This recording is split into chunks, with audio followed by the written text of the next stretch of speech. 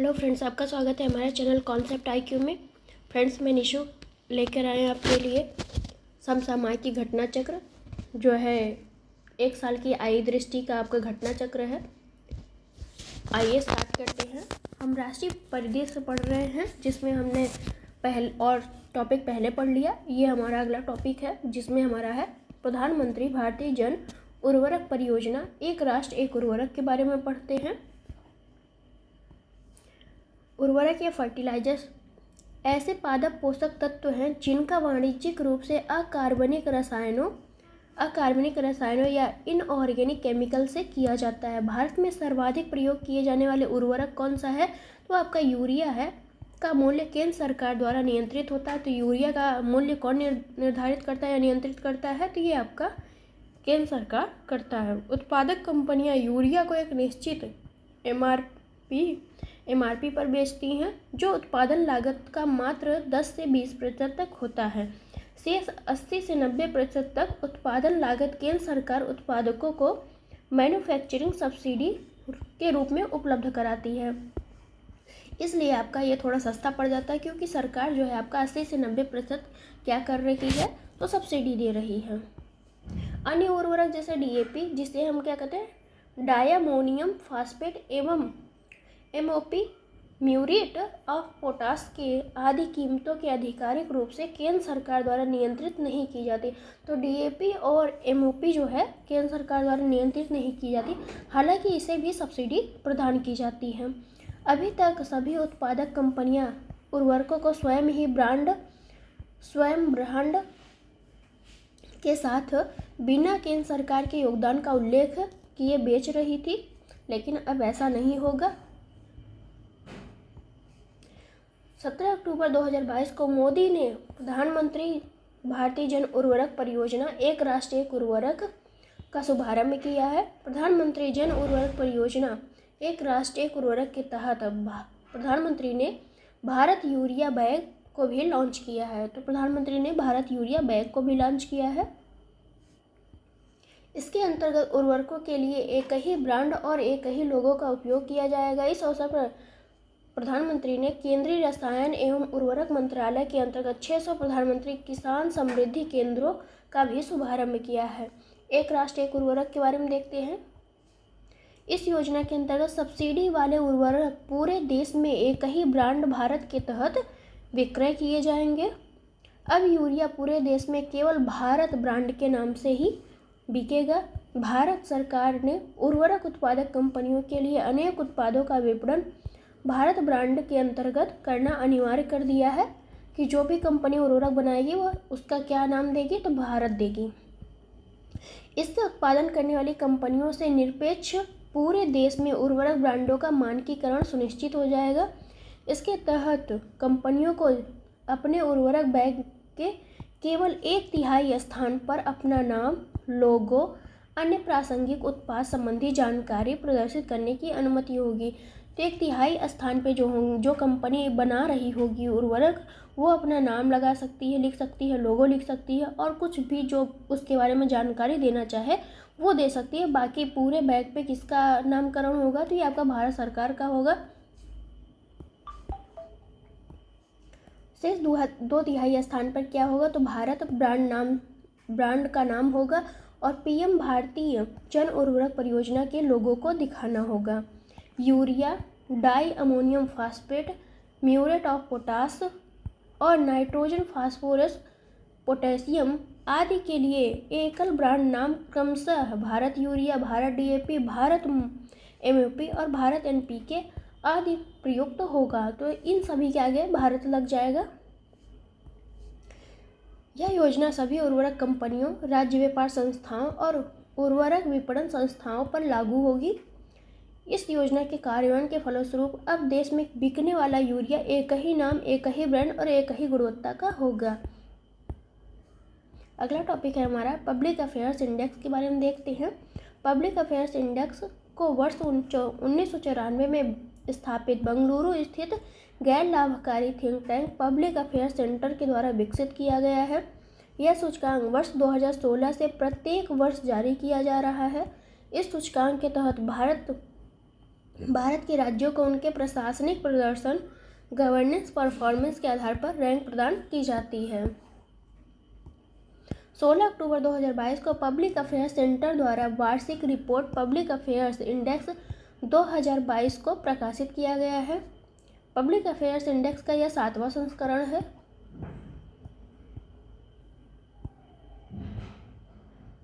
Total यहाँ पे जो है 18 बड़े राज्य लिए गए हैं और 10 छोटे राज्य लिए गए हैं। इसमें यूटी को शामिल नहीं किया गया है पब्लिक अफेयर्स इंडेक्स में। और सबसे बड़े राज्यों की श्रेणी में आपका हरियाणा फर्स्ट पे है, छोटे राज्यों की श्रेणी में आपका सिक्किम फर्स्ट पे है। तो इस तरह से देख सकते हैं कि बड़े राज्यों की श्रेणी में आपका हरियाणा तमिलनाडु फर्स्ट और सेकंड पे है, छोटे राज्यों की श्रेणी में आपका सिक्किम और हिमाचल प्रदेश है, और छोटे राज्यों में नागालैंड का जो है अंतिम स्थान 10वां है। तो इस तरह से देख सकते हैं। सूचकांक में उत्तर प्रदेश बड़े राज्यों की श्रेणी में शामिल है। इस सूचकांक में उत्तर प्रदेश ने गत वर्ष पिछले वर्ष की तुलना में अपनी रैंक में सुधार करते हुए इतने स्कोर के साथ 12वें स्थान पर हासिल किया है। तो कितने स्थान की सुधार किया है? 12 स्थानों की सुधार किया है। और पब्लिक अफेयर्स इंडेक्स में उत्तर प्रदेश का जो स्थान है वो कौन सा है? तो 18वां स्थान है। इस तरह से आप देख सकते हैं कि अंतिम स्थान पर कौन है बड़े राज्यों की सूची में? तो यूपी है, और छोटे राज्यों की सूची में नागालैंड अंतिम स्थान पर है। अगला टॉपिक है हमारा हिमाचल प्रदेश। 2 जल विद्युत परियोजनाओं की आधारशिला रखी गई हिमाचल में। देखते हैं। पनबिजली हाइड्रो पावर परियोजनाओं को उनके आकार के आधार पर आमतौर पर 2 खंडों में वर्गीकृत किया जाता है। पहला है छोटी और दूसरा है बड़े जल विद्युत परियोजनाएं। भारत में 25 मेगावाट, देख लीजिए कितना है, 25 मेगावाट या उससे कम क्षमता की पनबिजली परियोजनाएं को छोटी जल विद्युत परियोजनाओं के रूप में वर्गीकृत किया गया। जो 25 मेगावाट से कम है या 25 मेगावाट है तो उन्हें हम क्या कहते हैं? छोटी जल विद्युत परियोजना कहते हैं। पुनः छोटी जल विद्युत परियोजनाएं निम्न प्रकार से वर्गीकृत की गई हैं। देखते हैं। सूक्ष्म माइक्रो जो 100 किलोवाट तक होती हैं, लघु जो आपका मिनी होती है 101 किलोवाट से 2 मेगावाट के बीच में आते हैं, और छोटी जो होती हैं वो आपका 2 मेगावाट से लेके 25 मेगावाट तक आती हैं। 500 मेगावाट या उससे अधिक स्थापित क्षमता की जल विद्युत परियोजनाओं को हम वृहद या मेगा परियोजना के रूप में वर्गीकृत करते हैं। 13 अक्टूबर 2022 को मोदी जी ने हिमाचल प्रदेश में 2 जल विद्युत परियोजनाओं की आधारशिला रखी है। आधारशिला हिमाचल के चंबा जिले में रखी गई है। तो पहला है आपका 48 मेगावाट की जांचू जल पन बिजली परियोजना, और दूसरा है आपका 30 मेगावाट की देवस्थल चाजू में पन बिजली परियोजना। तो आगे हम देखते हैं यहाँ से देवस्थल चाजू जल विद्युत परियोजना के बारे में। यह एक रन ऑफ द रिवर परियोजना है। यह हिमाचल प्रदेश के चंबा जिले में देवस्थल नाला पर स्थित है। दोनों परियोजनाओं का निर्माण और संचालन हिमाचल प्रदेश ऊर्जा निगम limited, Himachal Pradesh power corporation द्वारा किया जाएगा। तो ये इम्पोर्टेंट है, याद रखिएगा। भारत में जल विद्युत क्षमता देखते हैं। तो केंद्रीय विद्युत मंत्रालय के अनुसार मार्च 2023 तक भारत की कुल स्थापित विद्युत क्षमता आपका कितना हो जाएगी? तो 4,12,212 मेगावाट जीवाश्म प्लस गैर जीवाश्म दोनों होगा इसमें शामिल, जिसमें छोटी जल विद्युत परियोजना 4,943 मेगावाट की होगी और बृहद जल परियोजना आपका 46,850 मेगावाट की स्थापित की जाएगी। अगला टॉपिक है हमारा बल्क ड्रग पार्क की आधारशिला। भारत औषध उद्योग इंडियन फार्मास्यूटिकल इंडस्ट्री आकार के आधार पर बाई वॉल्यूम पर विश्व में तीसरा सबसे बड़ा, जबकि मूल्य के आधार पर जो है 14वां सबसे बड़ा उद्योग है। तो इस तरह से हम देख सकते हैं कि भारत औषध उद्योग जो है आपका विश्व में तीसरा सबसे बड़ा है। किसके आधार पे? तो ये आपके आकार के आधार पर तीसरा है और मूल्य के आधार पर 14वां सबसे बड़ा उद्योग है। विश्व भर में निर्यात की जाने वाली कुल औषधियों और दवाओं में भारत का योगदान 3.5% का है। इन उपलब्धियों के बावजूद भारत कुछ मूलभूत कच्चे माल यथा बल्क ड्रग्स के आयात के अन्य देशों पर निर्भर है। बल्क ड्रग्स का सक्रिय औषध सामग्री भी कहा जाता है। यह दवाओं के लिए प्रमुख घटक होते हैं जो इन्हें वांछित चिकित्सा प्रभाव प्रदान करते हैं। 13 अक्टूबर 2022 को प्रधानमंत्री मोदी ने हिमाचल प्रदेश के ऊना में बल्क ड्रग पार्क की आधारशिला रखी है। तो ये इम्पॉर्टेंट है कि हिमाचल प्रदेश के ऊना में बल्क ड्रग पार्क की आधारशिला रखी गई है। पहले बल्क ड्रग पार्क की आधारशिला 10 अक्टूबर 2022 को गुजरात के भरूच जिले में स्थित जंबूसर में रखी गई थी।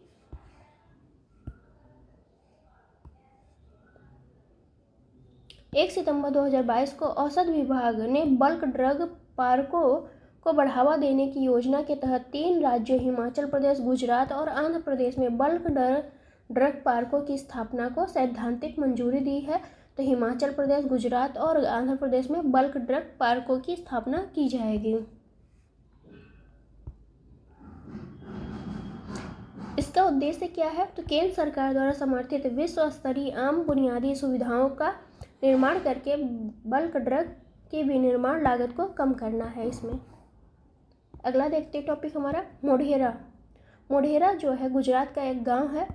पहला ऐसा गांव है जो 24/7 सौर ऊर्जा संचालित गांव है। तो ये सौर ऊर्जा से संचालित गांव रहेगा। 24 घंटे और 7 दिन सौर ऊर्जा यहाँ पे उपलब्ध रहेगी। तो ऐसी बात कही जा रही है। देखते हैं। मोढेरा गांव गुजरात के मेहसाणा जिले में स्थित है। यह गांव स्थित सूर्य मंदिर, यहाँ जो है इस गांव में सूर्य मंदिर भी है। यह मंदिर रूपेण नदी की सहायक नदी पुष्पावती के तट पर है। तो सूर्य मंदिर किसके तट पे है? पुष्पावती नदी है, उसी के तट पे है। इसका निर्माण जो है 1026-27 ईस्वी में चालुक्य वंश के राजा भीम प्रथम के द्वारा हुआ था इसका निर्माण। मोढेरा का मोढेरापुरा एवं मोढेरा आदि नामों से इसे जाना जाता है। 9 से 11 अक्टूबर 2022 के मध्य मोदी ने गुजरात का दौरा किया और मोढेरा को भारत का 24 घंटे वाला सौर ऊर्जा से संचालित गांव घोषित कर दिया। तो ये इम्पोर्टेंट है, बहुत ही इम्पोर्टेंट, मोस्ट इम्पोर्टेंट, याद रखिएगा। मोढेरा स्थित सूर्य मंदिर में हेरिटेज लाइटिंग का भी उद्घाटन किया गया। यह मंदिर भारत का पहला ऐसा विरासत स्थल बन गया जो पूर्णतः सौर ऊर्जा द्वारा संचालित है। अपनी तरह की यह पहली परियोजना है जो सौर ऊर्जा के माध्यम से संचालित किया जा रहा है। भू आधारित 6 मेगावाट क्षमता का एक सौर ऊर्जा संयंत्र स्थापित किया जाएगा। मोढेरा का सौरीकरण सूर्यग्राम परियोजना के तहत किया गया है। तो मोढेरा का जो सौर ऊर्जा संपन्न बनाया गया है तो सौरीकरण के परियोजना के कारण बनाया गया है। इलेक्ट्रिक वाहन चार्जिंग स्टेशन भी यहाँ पे होगा। ग्रिड संबंध स्तरीय बैटरी ऊर्जा संग्रह प्रणाली मोढेरा में स्थापित की जाएगी। अगला हम देखते हैं स्वच्छता ही सेवा 2022 और सुजलम 1.0 और 2.0 का अवार्ड देखते हैं। स्वच्छता ही सेवा देश में स्वच्छता का स्तर बनाए रखने के लिए जनता द्वारा श्रमदान देने वाले एक पाक्षिक अभियान है। यह अभियान का आयोजन प्रतिवर्ष 15 सितंबर से 2 अक्टूबर के दौरान किया जाता है। 100 दिवसीय सुजलाम अभियान को केंद्रीय जल शक्ति मंत्रालय द्वारा 25 अगस्त 2021 को आरंभ किया गया है। इस अभियान का उद्देश्य 1 मिलियन सोख्ता गड्ढों के निर्माण और अन्य धूसर जल प्रबंधन गतिविधियों के माध्यम से ग्रामीण स्तर पर अधिक से अधिक ODF प्लस गांवों का सृजन करना है। सुजलाम 1.0 का लक्ष्य था 15 फरवरी 2022 को पूर्णतः प्राप्त कर लिया गया। जो सुजलाम 1.0 का लक्ष्य था वो 15 फरवरी 2022 को प्राप्त कर लिया गया है, क्योंकि इस दौरान घरेलू एवं सामुदायिक स्तर पर 1 मिलियन से अधिक सोख्ता गड्ढों का निर्माण किया जा चुका था। सुजलाम 2.0 को लॉन्च किया गया है। तो इसका क्या है? सामुदायिक एवं संस्थागत स्तरीय धूसर जल प्रबंधन परिसंपत्तियों के निर्माण पर यह केंद्रित है सुजलाम 2.0। 2 अक्टूबर 2022 को स्वच्छ भारत दिवस 2022 के अवसर पर स्वच्छता ही सेवा 2022 सुजलाम 1.0 2.0 के तहत सर्वश्रेष्ठ प्रदर्शन करने वाले राज्यों और यूटी को पुरस्कृत किया गया है। तो इसके अतिरिक्त ठोस एवं तरल अपशिष्ट प्रबंधन के लिए नवाचार प्रौद्योगिकी हेतु स्टार्टअप ग्रैंड चैलेंज के विजेताओं की घोषणा की गई है, जिसमें आपका कर्नाटक है फर्स्ट, सेकंड पे है आपका बिहार और थर्ड पे है आपका लक्ष्य, जिनको ये शीर्ष राज्य आपका कर्नाटक, फिर बिहार, फिर आपका लक्ष्य है। ये सुजलाम 1.0 के बारे में हम देख लेते हैं। तो फर्स्ट आपका एमपी है, सेकंड आपका महाराष्ट्र, इस तरह से देख सकते हैं। और सुजलाम 2.0 का देखेंगे तो कर्नाटक आपका फर्स्ट पे है। स्टार्टअप ग्रैंड चैलेंज में देखेंगे तो ये आप यहाँ से देख सकते हैं। अगला टॉपिक है हमारा स्वच्छ सर्वेक्षण ग्रामीण 2022। तो पेयजल एवं स्वच्छता विभाग 2018 से स्वच्छ सर्वेक्षण ग्रामीण को संचालित कर रहा है। स्वच्छ सर्वेक्षण ग्रामीण के तहत 2018 में 7,000 गांवों, वर्ष 2019 में 172। तो यहाँ पे आपका 2019 में 1,72,100 गाँवों तथा 2022 में 17,559 गाँवों को आच्छादित किया गया। स्वच्छ सर्वेक्षण ग्रामीण 2022 को राज्यों एवं जिलों के परामर्श से इनसोर्स रिसर्च प्राइवेट लिमिटेड द्वारा संचालित किया गया। 2 अक्टूबर 2022 को भारत स्वच्छ दिवस 2022 के अवसर पर स्वच्छ सर्वेक्षण ग्रामीण रिपोर्ट 2022 जारी की गई है। इस सर्वेक्षण में देश भर में 33 राज्यों और यूटी को मिला के, जिसमें आपका 3 केंद्र शासित प्रदेश हैं, जिसमें चंडीगढ़, दिल्ली, लक्षद्वीप को छोड़कर के 709 जिलों और 17,559 गांवों को शामिल किया गया है। इस तरह से हम देखते हैं उत्तर प्रदेश का 18वां स्थान है राज्यों में, जबकि बिहार का स्थान 32वें स्थान पर है। तो बड़े राज्यों में हम 3 बड़े राज्यों को देखते हैं। तेलंगाना फर्स्ट पे, सेकंड पे हरियाणा और थर्ड पे आपका तमिलनाडु। छोटे राज्यों की श्रेणी में हम देखेंगे तो अंडमान निकोबार आपका आएगा, दादर नागर हवेली आएगा, फिर सिक्किम आ जाएगा। छोटे राज्यों और यूटी की में हम देखेंगे तो आपका अंडमान निकोबार, दादर नागर हवेली और सिक्किम आएगा। शेष 3 जिले जो हैं आपके ये देख सकते हैं।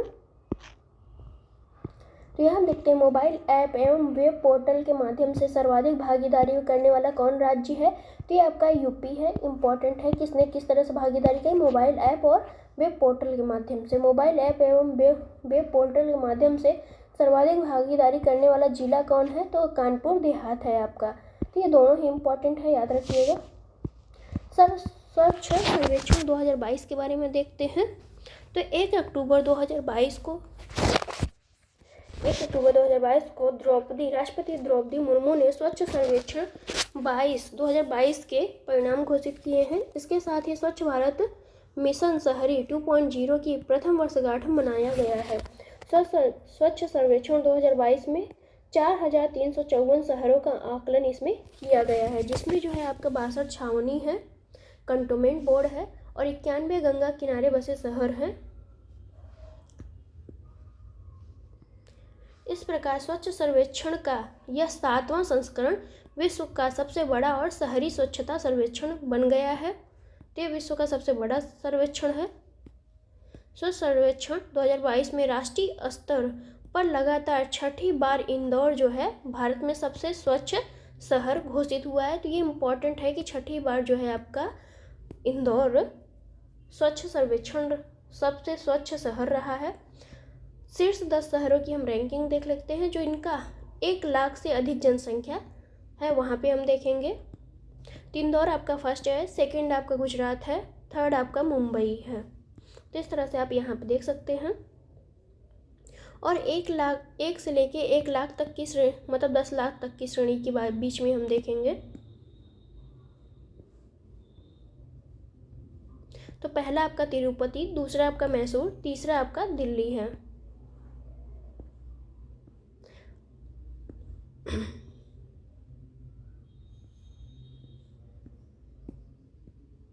जो इम्पोर्टेंट होगा वही पढ़ेंगे हम लोग, बहुत तो नहीं पढ़ेंगे।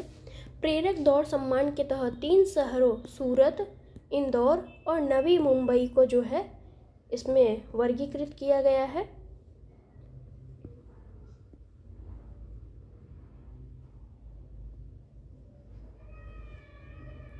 प्रेरक दौड़ सम्मान के तहत गोल्ड अनुपम श्रेणी में उत्तर प्रदेश के जो है गौतम बुद्ध नगर को शामिल किया गया। इसके अतिरिक्त सिल्वर उज्ज्वल श्रेणी में उत्तर प्रदेश के 2 शहर शामिल है, जिसमें है आपका मथुरा और दूसरा है अमरोहा गजरौला। तो गोल्ड श्रेणी में आपका गौतम बुद्ध नगर और सिल्वर श्रेणी में आपका मथुरा और अमरोहा है। भारत के पहले 7 स्टार कचरा मुक्त शहर के रूप में उभर कर आया है आपका इंदौर। तो 7 स्टार किसको मिला है? इंदौर को मिला है। बाकी 6 शहर हैं जिनको 5 स्टार रेटिंग मिली है, वो कौन कौन से? सूरत, भोपाल, मैसूर, नवी मुंबई और विशाखापट्टनम, तिरुपति, ये सभी को 5 रेटिंग में स्टार मिली है। लखनऊ और गाजियाबाद को जो है 3 स्टार रेटिंग मिली है। तो इम्पोर्टेंट है, याद रखिएगा।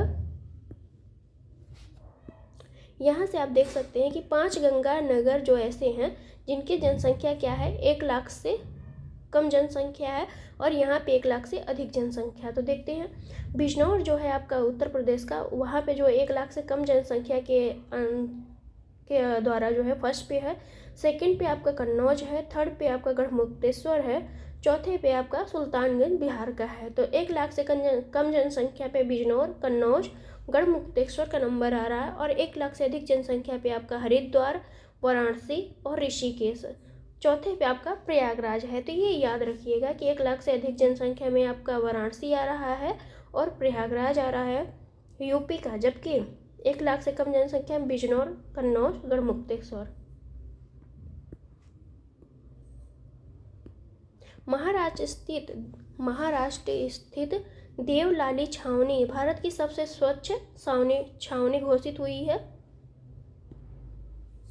नोएडा जो है आपका, नोएडा 1 से लेके 10 लाख जनसंख्या की श्रेणी में 5वां स्थान उसे नोएडा को मिला है। तो इस तरह से आप देख सकते हैं कि गाजियाबाद को 12वां स्थान मिला है, मेरठ को 15वां और प्रयागराज को 16वां और लखनऊ को जो है 17वां स्थान मिला हुआ है 10 लाख से अधिक की जनसंख्या में।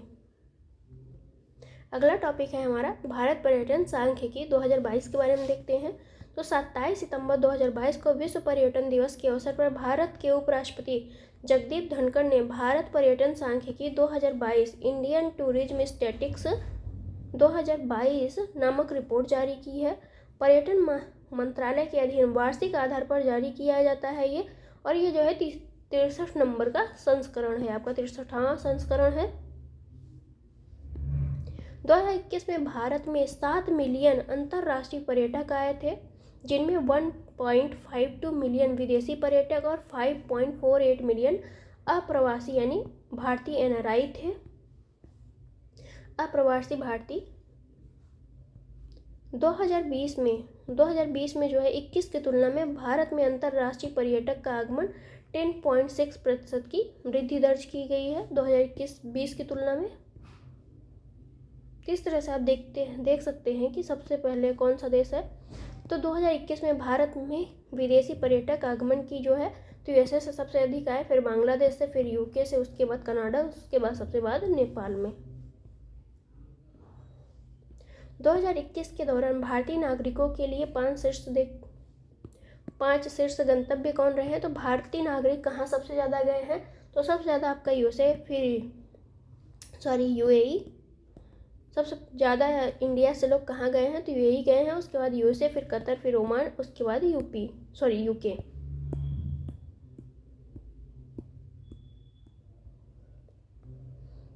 तो यहाँ से आप देख सकते हैं कि कौन कौन से राज्य से कितने लोग गए हैं। तो सबसे ज़्यादा पंजाब से आपके गए हैं 29.22%। उसके बाद आपका कहाँ से गए हैं तो महाराष्ट्र से गए हैं, और उसके बाद आपका दिल्ली से गए हैं, फिर अन्य राज्यों की बात है। ऐसे यहाँ भी देख सकते हैं।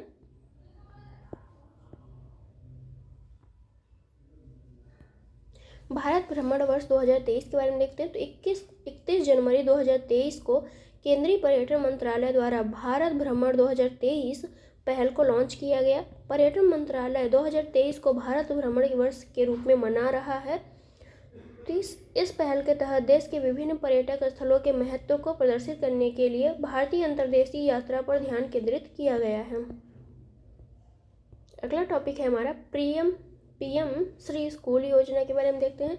तो 7 सितंबर 2022 को मोदी की अध्यक्षता में केंद्रीय मंत्रिमंडल ने एक नई केंद्र प्रायोजित योजना पीएम श्री स्कूल्स को मंजूरी प्रदान की है। इस योजना का कार्यान्वयन 5 वर्षों की अवधि के लिए किया जाना है, 2022-23 से 26-27 के दौरान। पीएम श्री स्कूल के छात्रों को संज्ञानात्मक विकास, कॉग्निटिव डेवलपमेंट के लिए गुणवत्ता शिक्षण प्रदान करेंगे। 21वीं सदी के लिए महत्वपूर्ण कौशल से युक्त समग्र और पूर्ण विकसित व्यक्तियों का निर्माण और उनका पोषण करने का प्रयास करेंगे। पीएम श्री स्कूलों में शिक्षा प्रदान करने का एक आधुनिक, परिवर्तनकारी, समग्र तरीका होगा। तो पीएम श्री स्कूल देश भर में 14,500 से अधिक स्कूलों के विकास के लिए योजना की गई है। इसमें केंद्र सरकार, राज्य, यूटी, प्रदेश सरकार, स्थानीय निकायों से प्रबंधित कुछ चयनित मौजूदा स्कूलों को सुदृढ़ इसमें बनाया जाएगा। पीएम श्री स्कूलों को ग्रीन स्कूलों के रूप में विकसित किया जाएगा, जिसमें पर्यावरण अनुकूल पहलुओं, सौर पैनल, एलईडी लाइट्स, प्राकृतिक खेती, पोषण वाटिका, अपशिष्ट प्रबंधन इत्यादि को जो है शामिल किया जाएगा। मिशन स्कूल्स ऑफ एक्सीलेंस देखते हैं। तो 19 अक्टूबर 2022 को मोदी द्वारा गुजरात में अडालज स्थित त्रिमंदिर में मिशन स्कूल ऑफ एक्सीलेंस का शुभारंभ किया गया। इसका उद्देश्य गुजरात में शिक्षा के बुनियादी ढांचे को सुदृढ़ बनाना है। मिशन की परिकल्पना 10,000 करोड़ रुपए के परिव्यय के साथ की गई है। यह मिशन जो है विश्व बैंक के द्वारा आंशिक रूप से वित्त पोषित है।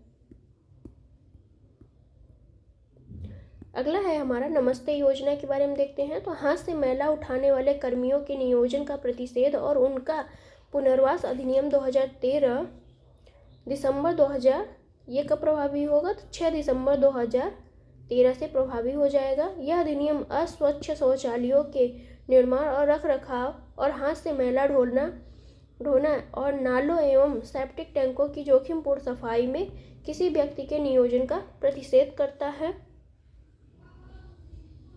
उपर्युक्त प्रावधानों के बावजूद अभी भी व्यक्तियों को बिना किसी सुरक्षा उपकरणों एवं सुरक्षा सावधानियों के नालों एवं सेप्टिक टैंकों की सफाई हेतु नियोजित किया जा रहा है। आवासन एवं शहरी कार्य मंत्रालय यह सुनिश्चित करने के लिए प्रतिबद्ध है कि सभी भारतीय शहर मार्च 2024 तक स्वयं को सफाई मित्र सुरक्षित घोषित करें। 17 अगस्त 2022 को केंद्र सरकार नमस्ते योजना को लॉन्च किया। नमस्ते का पूर्ण रूप क्या है? मशीनीकृत स्वच्छता पारिस्थितिकी तंत्र के लिए राष्ट्रीय कार्यवाही। तो ये आपका national action for mechanised sanitation ecosystem के बारे में एक केंद्रीय क्षेत्र की योजना है। यह योजना सामाजिक एवं अधिकारिता मंत्रालय और आवासन एवं शहरी मंत्रालय द्वारा संयुक्त रूप से शुरू की गई है। इसमें जो है 500 शहरों को शामिल किया गया है। 360 करोड़ रुपए का व्यय किया जाएगा। कुशल श्रमिकों को इसमें लगाया जाएगा ताकि किसी की मौत ना हो पाए, किसी भी श्रमिक की। मानव मल पदार्थ के सीधे संपर्क में नहीं आना है किसी भी कर्मचारी को। वैकल्पिक आजीविका तक होना होगा। इसका उद्देश्य क्या होगा कि उन्हें सभी सीवर एवं सेप्टिक टैंक के कर्मचारियों की पहुंच क्या होगी? वैकल्पिक आजीविका होगी कि चाहे तो इसे अपनाए या ना अपनाए। राष्ट्रीय सफाई कर्मचारी वित्तीय विकास निगम नमस्ते योजना हेतु कार्यान्वयन एजेंसी होगी। इस संरचना के शीर्ष पर राष्ट्रीय नमस्ते निगरानी इकाई होगी जो NSKFDC के प्रबंध एवं निदेशक के अधीन होगी। इस तरह से हम देखेंगे नमस्ते योजना के बारे में। अगला टॉपिक है हमारा मांडला जो है पहला कार्यात्मक रूप से साक्षर जिला बना है। कहाँ का है? तो ये एमपी का है। यूनेस्को के अनुसार कार्यात्मक साक्षरता किसी व्यक्ति की उन सभी गतिविधियों में संलग्न होने की क्षमता को संदर्भित करता है जिसमें उसके समूह और समुदाय के प्रभावी रूप से कार्य करने के लिए साक्षरता की आवश्यकता होती है। उसे अपने तथा अपने समुदाय के विकास के लिए पढ़ने लिखने और गणना का उपयोग जारी रखने में सक्षम बनाती है। तो 15 अगस्त 2022 को एमपी का आदिवासी बहुल मांडला कैसा है? आदिवासी बहुल जिला है मांडला, कार्यात्मक रूप से पूर्ण साक्षर जिला घोषित किया गया है। इस उपलब्धि के साथ मांडला भारत का पहला कार्यात्मक रूप से साक्षर जिला बन गया है। जिला प्रशासन द्वारा महिला साक्षरता और संपूर्ण साक्षरता के लिए 2020 से मांडला महिला ज्ञानालय और निरक्षरता से आज़ादी अभियान संचालित किया जा रहा है। तो 2 वर्षों के भीतर यह जिला कार्यात्मक रूप से साक्षर हो गया। यही इम्पोर्टेंट था आपके लिए। भारत सरकार द्वारा देश में साक्षरता दर बढ़ाने के लिए किए गए कौन कौन से प्रयास हैं? तो आपका पहला है सर्व शिक्षा अभियान, जो कब शुरू हुआ? तो 2001-2 में शुरू हुआ था। वयस्क साक्षरता में वृद्धि के लिए साक्षर भारत मिशन शुरू किया गया था 2009 में। समग्र शिक्षा योजना वित्तीय वर्ष 2025-26 तक के लिए लागू की गई है। राष्ट्रीय शिक्षा नीति 2020 में लाई गई है। न्यू इंडिया लिटरेसी प्रोग्राम जो है आपका 2022 से 27 की अवधि के लिए मंजूरी दी गई है। तो इस तरह से साक्षरता के लिए सारे कार्यक्रम चलाए जा रहे हैं। अब हम देखते हैं स्माइल 75 के बारे में। तो केंद्रीय सामाजिक एवं न्याय अधिकारिता मंत्रालय द्वारा स्माइल नामक एक छतरी योजना अम्ब्रेला स्कीम प्रतिपादित की गई है। स्माइल का पूर्ण रूप क्या है? तो आजीविका एवं उद्यम हेतु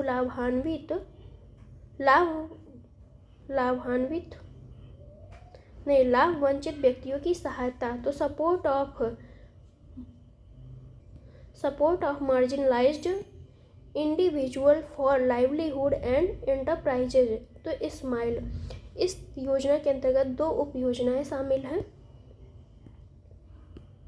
2 उप योजनाएं कौन कौन से? ट्रांसजेंडर व्यक्तियों के लिए कल्याण के लिए व्यापक पुनर्वास हेतु केंद्रीय क्षेत्र की योजना, भिक्षावृत्ति में संलग्न व्यक्तियों के व्यापक पुनर्वास हेतु केंद्रीय क्षेत्र की योजना। तो ये 2 योजनाएं शामिल हैं जिसमें ट्रांसजेंडर व्यक्तियों के लिए जो पुनर्वास है उसको सुविधा दी जाएगी और भिक्षावृत्ति में जो संलग्न व्यक्ति हैं उनके लिए बात की गई है। तो इसमें ट्रांसजेंडर प्लस भिक्षावृत्ति दोनों के लिए बात की गई है। सामाजिक एवं न्याय अधिकारिता मंत्रालय ने स्माइल परियोजना हेतु 2025-26 तक 100 करोड़ रुपए कुल बजट में आवंटित किया गया है। इसके लिए 100 करोड़ रुपए आवंटित किया गया है। किसके लिए? तो स्माइल 75 के लिए। 12 अगस्त 2022 को स्माइल 75 पहल का शुभारंभ नई दिल्ली से किया गया है। इम्पोर्टेंट है।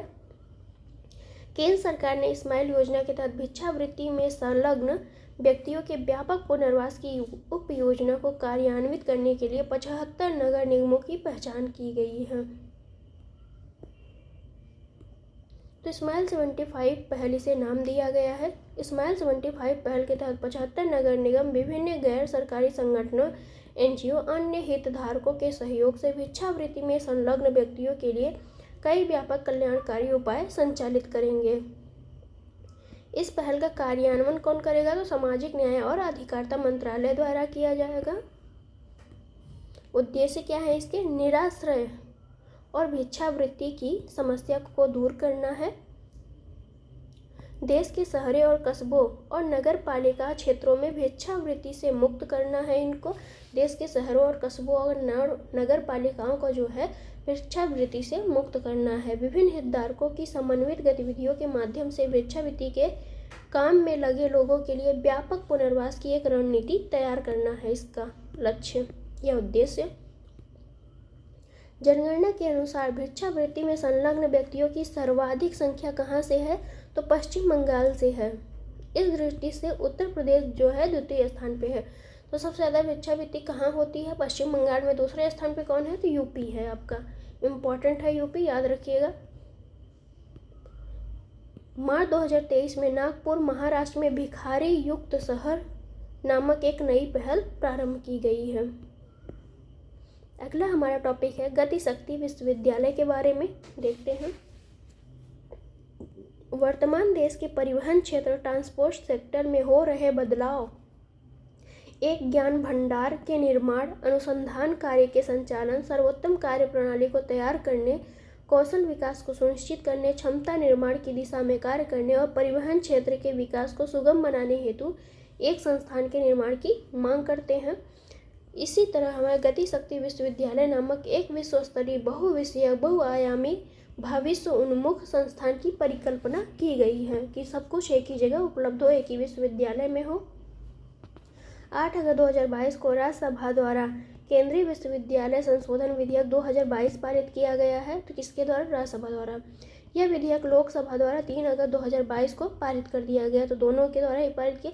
राष्ट्रपति ने इस पे अपनी मोहर भी लगा दी। तो राष्ट्रपति द्वारा भी यह पारित कर दिया गया है।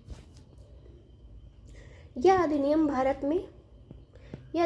में एक नए केंद्रीय विश्वविद्यालय गति शक्ति विश्वविद्यालय की स्थापना का प्रावधान करता है।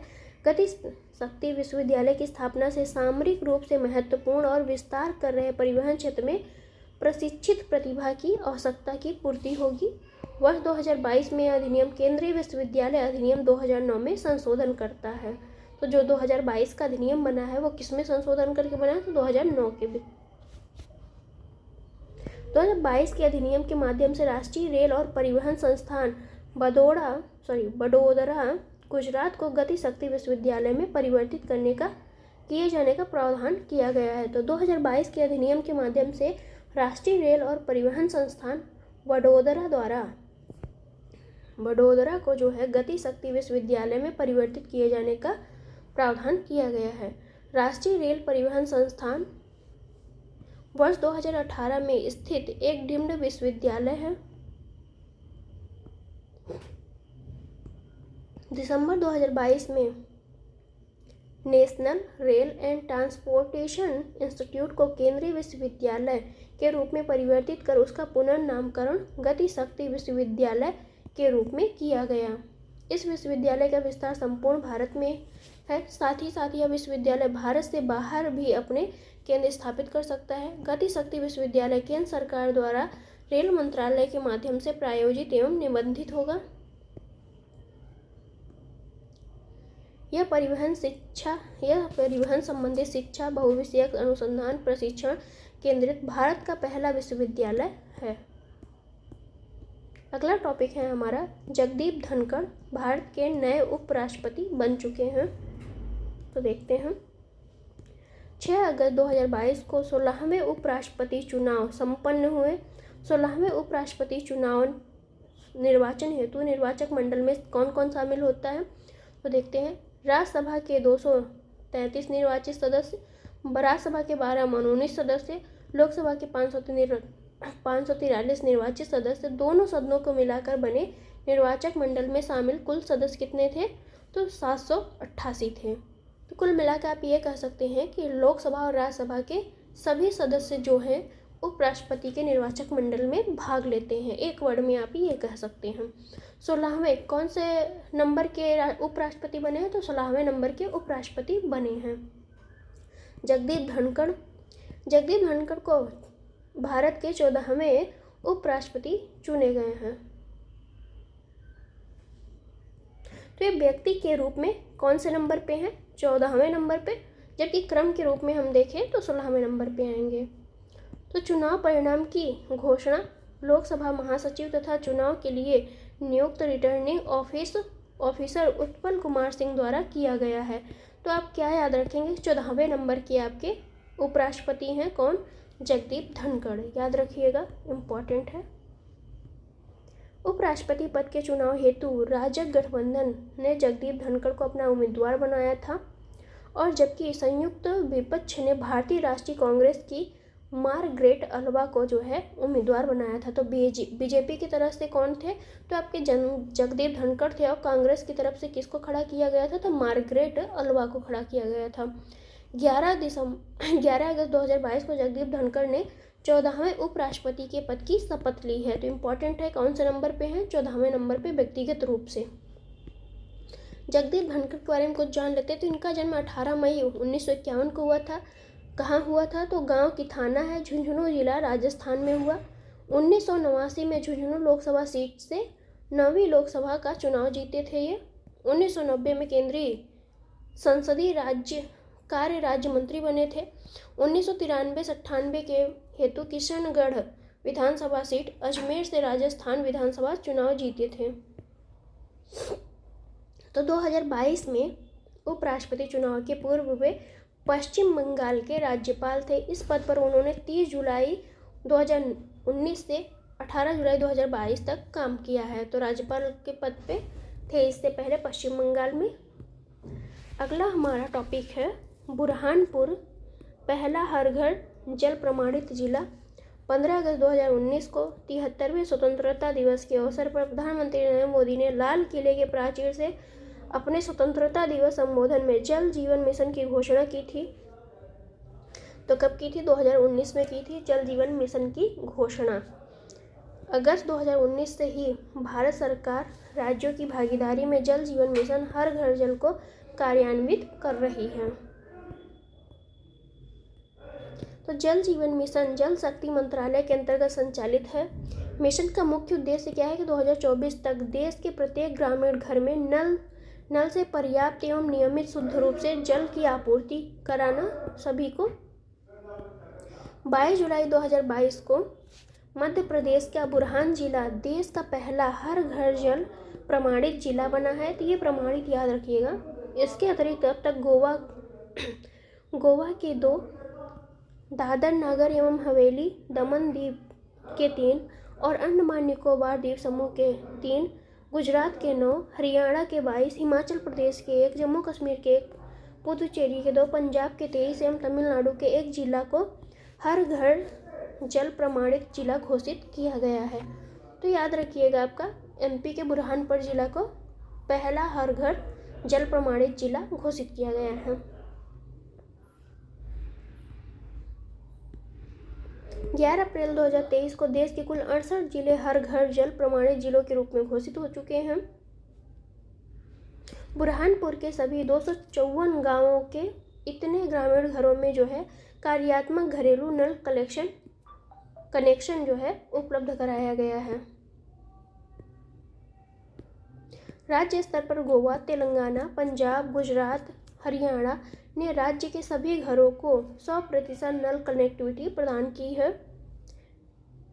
केंद्र शासित यानी यूटी के बारे में देखें तो पुदुचेरी, अंडमान निकोबार द्वीप समूह, दादर नगर हवेली, दमन द्वीप के सभी घरों में 100% नल कनेक्टिविटी प्रदान की गई है। उत्तर प्रदेश के 37.35% घरों को जलापूर्ति हेतु नल कनेक्टिविटी प्रदान की जा चुकी है। तो गोवा के बारे में देखते हैं। गोवा पहला हर घर जल प्रमाणित राज्य था। 18 अगस्त 2022 को गोवा को देश का पहला हर घर जल प्रमाणित राज्य घोषित किया गया। इसके साथ ही दादर नगर हवेली एवं दमन द्वीप को पहला हर घर जल प्रमाणित केंद्र शासित प्रदेश। तो पहला राज्य कौन था? आपका गोवा था। और पहला यूटी कौन था? तो ये आपका दादर नगर हवेली था जो हर घर जल प्रमाणित राज्य और यूटी घोषित हुए थे। गोवा एवं दादर नगर हवेली दमन द्वीप के सभी जिलों, ब्लॉकों, पंचायतों, गांवों आदि में नल के पानी की आपूर्ति 100% की जा चुकी है। अगला टॉपिक है हमारा भारत नवाचार सूचकांक 2021। नीति आयोग ने अक्टूबर 2019 में भारत नवाचार सूचकांक का प्रथम संस्करण को लॉन्च किया है। तो भारत नवाचार सूचकांक कौन जारी करता है? तो ये आपका नीति आयोग जारी करता है। पहला संस्करण कब जारी किया गया था? तो 2019 में पहला संस्करण जारी किया गया था, जो भारत में राज्य स्तर पर नवाचार पारितंत्र का विश्लेषण करने और उसे बढ़ावा देने के लिए एक उपयोगी साधन है। इस सूचकांक का 2 मुख्य आयाम है। कौन कौन से देखते हैं? पहला आपका इनेबलर्स। इस सूचकांक में नवाचार हेतु किए गए निवेश को इनेबलर्स के माध्यम से मापा जाता है। इसके अंतर्गत 5 स्तंभ हैं: मानव पूंजी, निवेश, ज्ञानकर्मी, व्यापारिक परिवेश, सुरक्षा एवं विधिक परिवेश, प्रदर्शन। दूसरा है हमारा प्रदर्शन, परफॉर्मेंस के आधार पर देखा जाता है। किसी अर्थव्यवस्था के अंतर्गत संचालित नवाचार संबंधी गतिविधियों के परिणाम को इस शीर्षक के तहत शामिल किया जाता है। इसमें शामिल है प्रदर्शन 2 स्तंभों पे। पहला है ज्ञान निर्गत, ज्ञान आउटपुट, दूसरा है ज्ञान प्रसार। देखते हैं। कुल 66 संकेतक पर यह आधारित है। इनेबलर्स तथा प्रदर्शन, इन दोनों पैमानों में किसी राज्य या यूटी को प्राप्त स्कोर औसत के आधार पर उसके समग्र नवाचार की गणना की जाती है। 21 जुलाई 2022 को नीति आयोग द्वारा भारत नवाचार सूचकांक 2021 जारी किया गया है। यह जो है तीसरा संस्करण है। इस रिपोर्ट को तैयार करने में गुरुग्राम स्थित इंस्टीट्यूट फॉर कॉम्पिटिटिवनेस ज्ञान भागीदार के रूप में शामिल रहा है। तो 28 राज्यों और 8 केंद्र शासित प्रदेशों को इसमें शामिल किया गया है। भारत के राज्यों और केंद्र शासित प्रदेशों को पुनः 3 श्रेणियों में विभक्त किया गया है।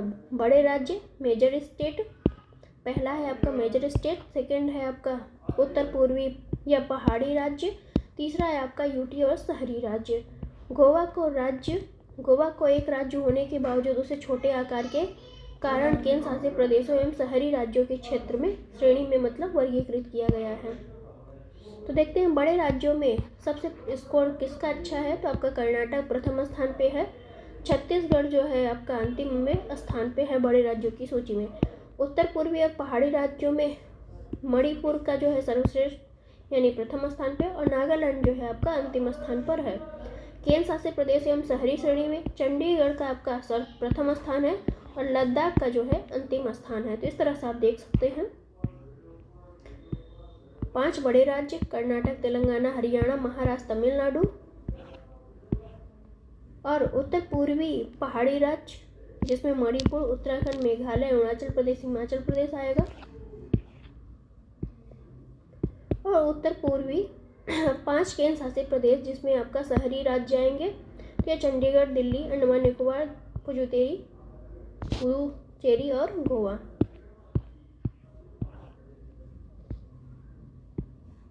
इस तरह से आप देख सकते हैं 2 बड़े राज्यों की श्रेणी में उत्तर प्रदेश का कौन सा स्थान है। तो 7वां है, इंपॉर्टेंट है, याद रखिएगा।